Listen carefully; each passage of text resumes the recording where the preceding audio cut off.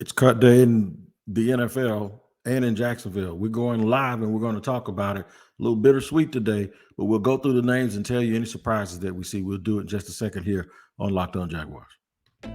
You are Locked On Jaguars, your daily Jacksonville Jaguars podcast, part of the Locked On Podcast Network, your team every day.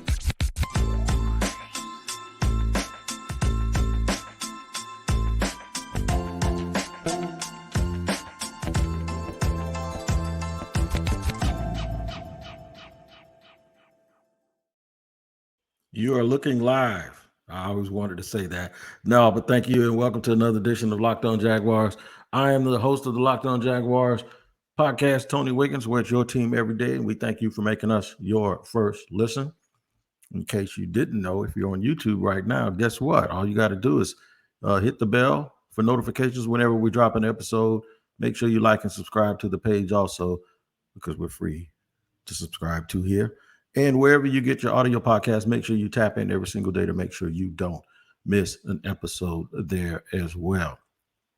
Download the Gametime app, create an account, and use the code LOCKEDONNFL for $20 off your first purchase. Last minute tickets, lowest prices, guaranteed. I want to give a special shout out to the everydayers that join the show every single day. That's why we call you an everydayer, because you're here every day. And if you want to be called an everydayer, you can watch every day too, and I'll make sure that you're included. Drop a comment downstairs in the comment box or hit me up on social media, Shop Talking Wig, and I'll make sure to try to respond to you. All right, so here's the deal. We're going live today, right? Pressure.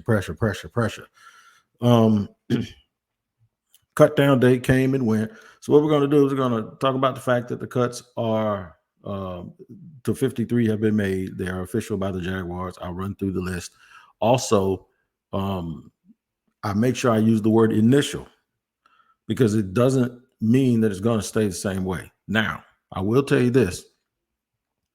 The chances of them making wholesale changes decrease as the team gets better and better, because they seem to have a tendency, the better the team, they know who they have, and a lot of the guys that they cut are going to be picked up everywhere. But I would suspect that there may be 2 or 3 people. I'll explain the process a little bit too in segment 2, and why, and we'll talk about the presumptive, and I say the presumptive hard choices that were made, because as I go through the list, there'll be 4 or 5 names that I was like, dang, I didn't think they were going to get cut.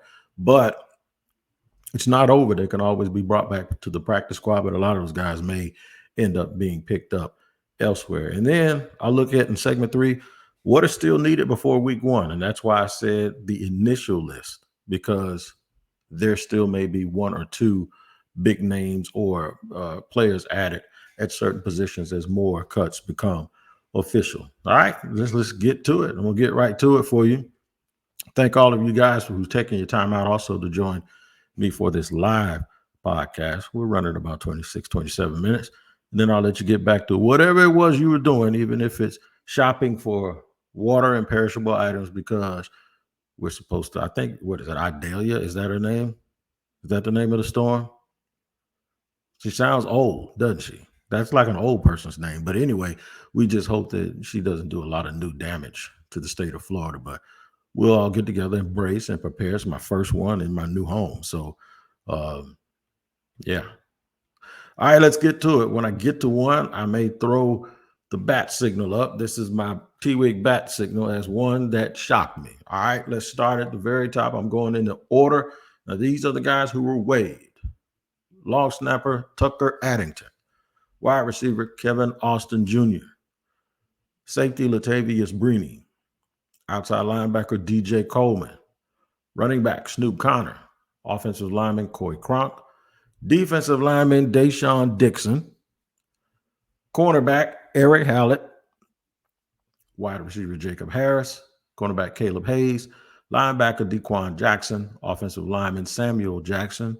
Not that Samuel Jackson. I wonder if he cursed him out as he was leaving. You mother. No, I'm just joking. Wide receiver Oliver Martin. Kicker James McCourt. Safety, I want to make sure I say this name right, because I have been known to butcher names, man. Safety Ayo Ayilola. Okay. Oyalola.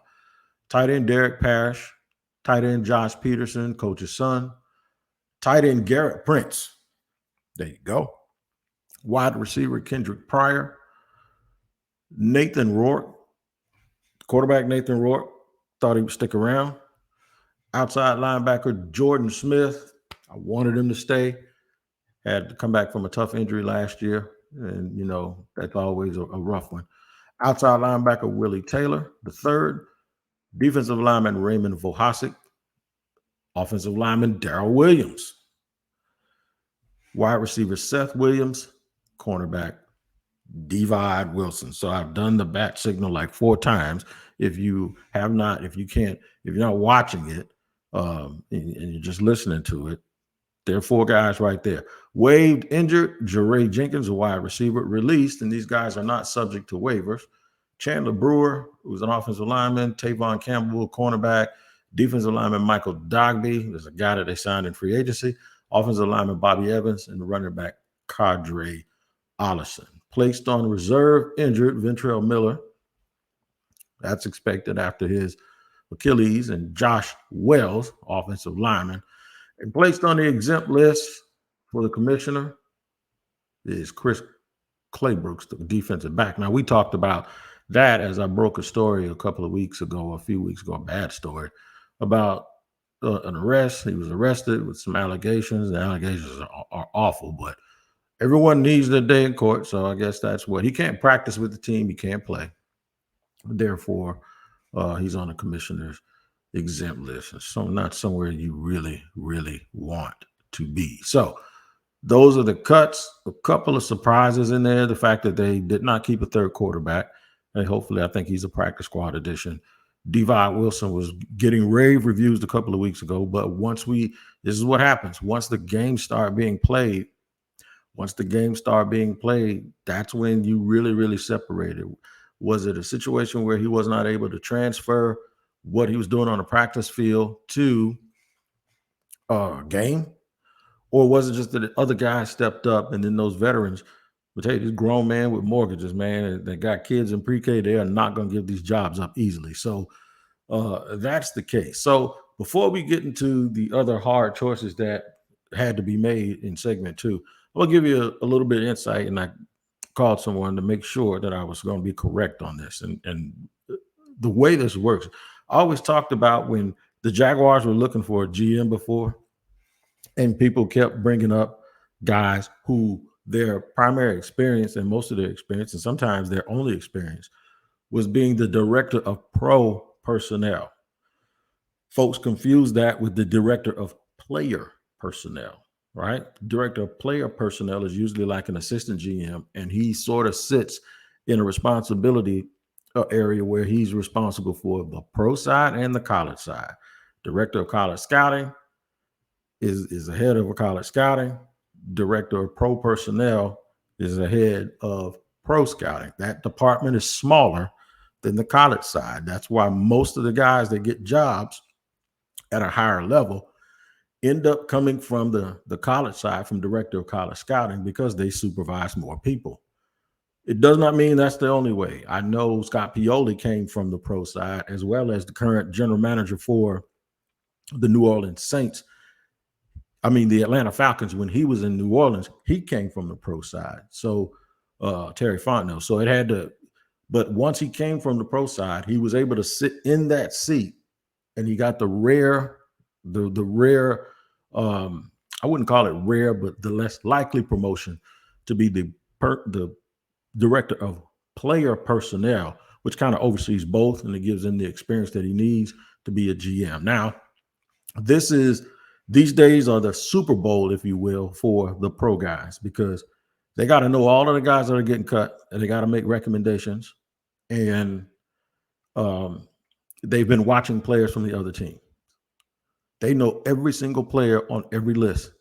And when they go in and find out, and this is going to tie into segment 3, hey, Trent, what do we need? Because then boom, boom, boom, this is what we have, and here's the tape to back it up. And Trent probably knows them too, because he had a book on them coming out of college. But if it's guys that have had a couple of years in the league or a good preseason, those are the people that you'll take a look at. All right, so here's what we're going to do here today.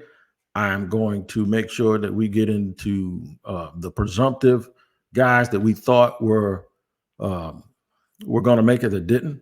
We'll talk about them, and then we'll take a hard look to see what exactly do the Jaguars need, and then you can go and look at all the lists, and you can determine for yourself if folks are worth going out to get. We'll do all that in just a second here on Locked On Jaguars. But first, I have to let you know about the Gametime app, man. Listen, if you buy tickets to anything, I don't care if it's a pro game, a college game, theater. If you're going to New York, you're going to buy tickets for theater, movies, whatever, concerts, Beyonce's, all. I don't know if you're going to find those, but Taylor Swift, whatever. You need to use the Gametime app to get it done because it should not be stressful for you. You're trying to go have a good time. Therefore, you need to make sure that all your mind is clear and all the work is done by somebody else and not you. Flash deals, last minute tickets, easy to find and buy tickets for every kind of event in your area. Images of seat views, the lowest price guarantee, event cancellation protection, job loss, all of those things on the Gametime app. Forget planning months in advance. Gametime has deals on tickets right up to the day of the event. Get exclusive flash deals on tickets for football, basketball, baseball, concerts, comedy, theater, and more. All right, here's what you need to do. Download the Gametime app, create an account, and use the code Locked On NFL, all one word, for $20 off your first purchase. Terms apply. Again, create an account and redeem code Locked On NFL for $20 off. Download Gametime today. Last minute tickets, lowest price, guaranteed. All right, man, we're running it down here on Locked On Jaguars. Cut day. Very bittersweet day. If you know people that have played, and if you know people that worked their entire life and worked their butt off to get to this point, and I had a guy tell me, man, I ain't never been a backup. I've never been a backup on any team I've been on since a little kid. And the guy got cut. So this is hard. It's bittersweet. It's fans don't really see it from that perspective, but guys that you may have grown up with, if you're in your 20s, that have always been the best at everything that they do. And I always say this because I want people to know that how hard it is to make it in this league. Guys that you look at as big, tough guys like Goldberg and Suge Knight, even though he's in prison right now, Suge Knight and guys like The Rock and Brock Lesnar couldn't cut it. Could not cut it. And maybe that'll help sometimes when you look at NFL players and say that somebody stinks or somebody sucks. Or you have to really understand how good you have to be. If you go down there, you'll see a lot of guys leaving with bags and they don't look like they need to get cut from anything. They look like they can make it. The thing with the Jaguars are you're going to see more and more people because there's going to be less and less spots open, right? There's going to be less and less spots open on a team that is going to build through the draft and develop through the draft. The likelihood that guys are going to make it the following year. The only way those dudes make it, man, is if teams have to make a decision on contracts or if guys get hurt or suddenly retire. You better hope that it gets very, very difficult. I remember when Trent Baalke was in with the 49ers, and that's the year they drafted Marcus Lattimore. They had a bunch of picks.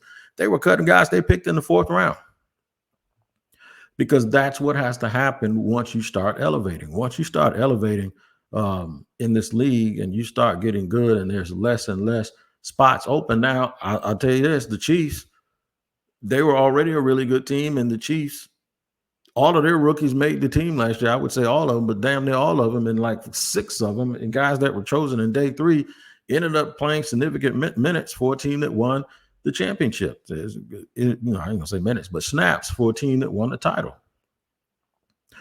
A few years back, they got 3 offensive linemen in the draft, and 2 of them were starting. Day 2 picks.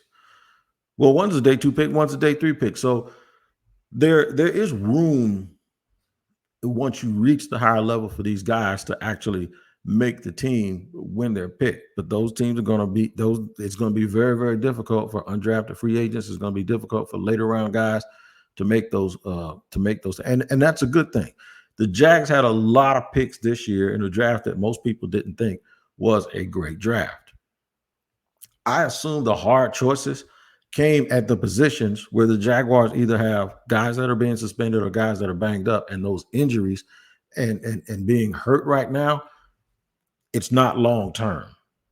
They have to think about the big picture.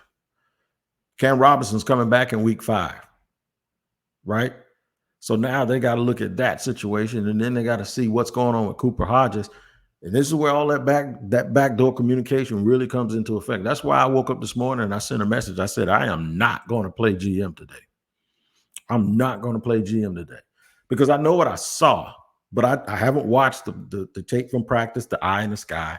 You don't have the privilege of having an assistant coach that's telling you everything that he's telling the coach. You don't have the medicals. You don't know what the long-term prognosis is. And then, for instance, I'm not surprised they kept Parker Washington. I think his play warranted, but even if all things were even, so you had another guy, if you're sitting here making a hard decision about Parker Washington and some cat that has been in the league for 3 years, then that means you may have seen the best of the third-year guy, but now you got a rookie. You just got here and you're already running neck and neck with this dude, and we drafted you with an asset. Why not keep him? To see if his development in 2 or 3 years, when he gets to the same point as that player, is it worth it? Because the bottom line is a guy like Parker Washington, he's under contract for this year and 2 more after that, right? As a late round pick. 3rd year. You get 3 years before you had to do anything. With a dude that maybe has developed and has gotten better and has done everything he was supposed to do, but he's 25 and his contract runs out after this year. If he does help you, is he really, if you get down to your 5th or 6th receiver right now, you're in trouble. So if he does help you, but he's due for a deal next year, and you already got a bunch of guys under contract, and he ain't that much better than Parker Washington, then why not have Parker Washington on the team? And maybe by the time he's up for a deal, you need a 3rd receiver, and you already know you have one in-house. So some of those decisions are made like that. They have earned, they have enough cachet, and they've earned enough for me to not be second-guessed on a day like today. You know, we all do this for a living, and we think we know what they're going to get, and we think we know what they're going to do, but truth is we really don't. So you say, well, wait, why don't they just cut down earlier so they can just start taking the guys that they can? Do they have to do what the league says and the mandatory cut down day? Can they cut down earlier than that? Well, you don't want to lose all of the bodies in camp. You need the work. You also need the bodies to play in those preseason games late. The other thing is what if Ventrell Miller was on track to make this team and you cut Shaq Quarterman and then Ventrell has the Achilles and now you don't have Shaq Quarterman? That's why you don't do it early as well. There may be some guys that really, really did make this ball club based on injury. Jeremiah Ledbetter wasn't one. And I keep hearing people say, well, it's because they're banged up. No, if you watch the tape, Jeremiah Ledbetter was going to be on this team regardless of injury. Regardless of injury. I was real shocked that Garrett Prince didn't make it. I was real shocked because he's looked as good as any tight end down there.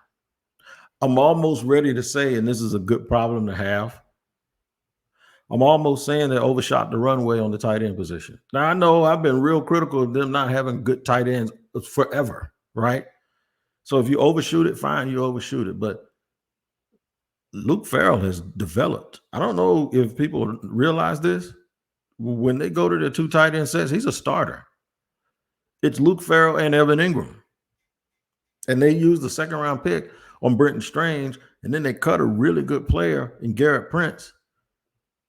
It almost makes you think, man, they might have overshot. They might have got overkill. They might have gave us too many tight ends and used the pick that they didn't have to use, but nevertheless, they did. And I think this is a problem that is wonderful, wonderful to have, in my opinion, because Prince is a 4th-round pick. He's going to be, not Prince, but the kid out of Penn State, Strange, is going to be here. Not 1, not 2. I sound like a Miami Heat fan. Not 1, not 2, not 3, but for 4 years. They're going to get all that time out of him, and I think he's going to play. So they'll have a 3 tight end rotation, and we'll see how that works down the stretch. We'll take another look at the cuts real quick, and then we'll talk about what is needed. But first, I have to remind you to watch Locked On NFL. Tune into it for free on the YouTube page. You can subscribe for free on the YouTube page. And then wherever you get your podcast, make sure you check in every single day. The Wednesday version includes yours truly. I'll be there with my co-host, James Rapine, every Wednesday. But you can listen to it every single day. They have great, great hosts. Luke Braun, Ross Jackson, your boy Q, Chris Carter, Kevin Ostracker, all of these guys. And if I miss somebody, don't get mad at me now because I just dropped it. But make sure you check out Locked On NFL and make that your next listen and your next watch. And we'll close the show out and talk more about what the Jaguars did and what is left for them to still do. And we'll do it in just a second here on Locked On Jaguars.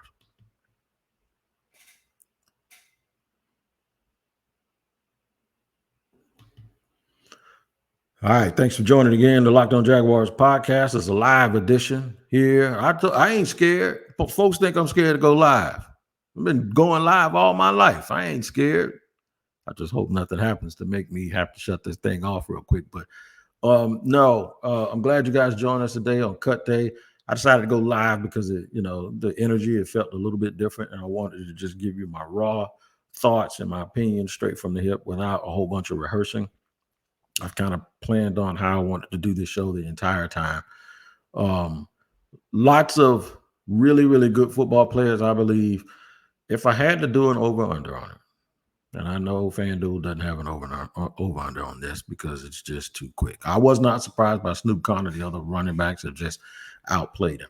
I'm going to go through about maybe 10 of these names and guys that I think could come back to the practice squad realistically if they make it. I don't think Garrett Prince makes it back. Has a chance to come back because I think somebody's going to pick him up. I don't think Jordan Smith, people are going to be intrigued with his size. I don't think Jordan Smith is going to be available. Darrell Williams, I don't think he's going to be available. Devon Wilson, I don't think will be available. Eric Hallett, I damn sure don't think is going to be available. Deshaun Dixon may get picked up by someone too, and probably DJ Coleman and Latavius Brinkley. Those are the guys that I think really. I don't think their entire practice squad is going to come from players that they cut, although I do think there are some guys, James McCourt, the kicker, Nathan Rourke, the quarterback, guys who have been here before, and maybe even Kevin Austin Jr. He'll probably have a chance to come back. I know Kevin Austin, they had high hopes for him. He was bothered a little bit early in camp with some sort of leg injury. But I think when you look at those guys, I think those are the guys that will most likely have a chance. Probably, maybe even Oliver Martin, guys like that will have a chance. Jacob Harris has a shot if no one picks him up. But those are guys that have a real chance of coming back. I'm not sure about Snoop. He didn't really separate himself or do enough. Josh Peterson certainly has a chance to come back and be on the practice squad because I think besides the fact that he's Doug Peterson's son, I think he came in and he had the right attitude and he worked really, really hard and he wants to earn everything. And I think that's a good look. So maybe he's another addition that will be allowed to come back also. What do they still need? Well, everybody's going to say edge rusher. Right now, Caleb Vaughn's your 3. Nasir Abdullah is your 4. After the first 2, you have to also remember that DeJuan Smoot is coming back. I don't know what his weight is. I know he had gained weight at one point, and then he lost weight. He lost some weight, then he gained some weight last year because they were using him more inside. I think what they project from his health and what they project from his production, and you know who he is and what he is. And once he was able to clear medically, I really believe that they were like, bring him back because that's some professionalism. The dude is always ready to go. He's versatile. He does a lot of things. He may be your quote unquote 5th edge rusher if they don't find somebody that they really, really like out there. So that he may be the guy who kind of doubles between both of those positions and both of those stops. They kept. I was in the thinking that they were going to keep more defensive linemen than they let go. It kind of turns out it's probably one more than some people thought, and maybe one less than I thought. But once again, the versatility, and then the fact that this is the initial 53, it may not be. It may be 4 or 5 guys off from who they actually go into the season with. But as it stands right now, I think the Jacksonville Jaguars have a really good roster. I think they have a really good team. I don't think that while I think they're top heavy, I don't think they're top heavy and are shallow. I think the depth carries. I think folks understand their roles. I think they have enough people to really have the special teams excel. And because I know that's a huge part of it, they don't necessarily have any weaknesses, in my opinion, other than the fact that early on they won't be at full strength because they'll have some guys that are missing from the team because of injury or suspension. So they won't have that full collection of guys until probably week 4 or 5, or well, at least week 5 when Cam Robinson comes back. What you have to hope for is that the I word, okay, I'll say it, injury, that bug doesn't jump up and bite this team early in the year, and they have to now really tap into their depth. Because it's not that the guys that have come in can't play. What it is if you use those guys, now you may have to go get guys that aren't ready, and you don't want to have to keep going into your depth. Some people can go into the depth and they'll be fine, but when you have to go into the depth of the depth, then that's when you really start falling back and have a little bit of a problem. But they still got Trevor Lawrence. They still got Calvin Ridley. They still got ETN, Andre Sisco, and all of those other DBs that made the team. The veteran leadership, the guys who understand the workflow. Most of the players were here last year, and then they got a nice sprinkling in of dudes that they actually went out and got in the draft. We got to talk about Antonio Johnson. A little bit banged up, but he's on this team. He is on this team. You don't see him on any injured list or any wave list, do you? Nope, you don't.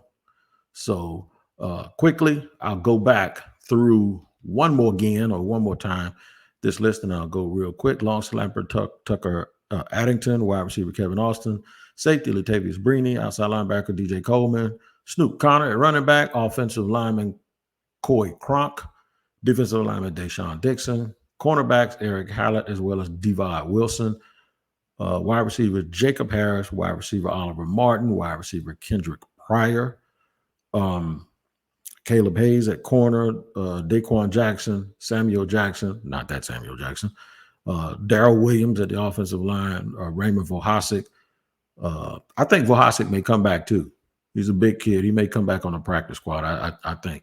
Outside linebackers Willie Taylor and Jordan Smith, Josh Peterson, Derek Parrish, and Garrett Prince, all tight ends, and safety Ayo Lola, along with kicker James McCourt. So there you go.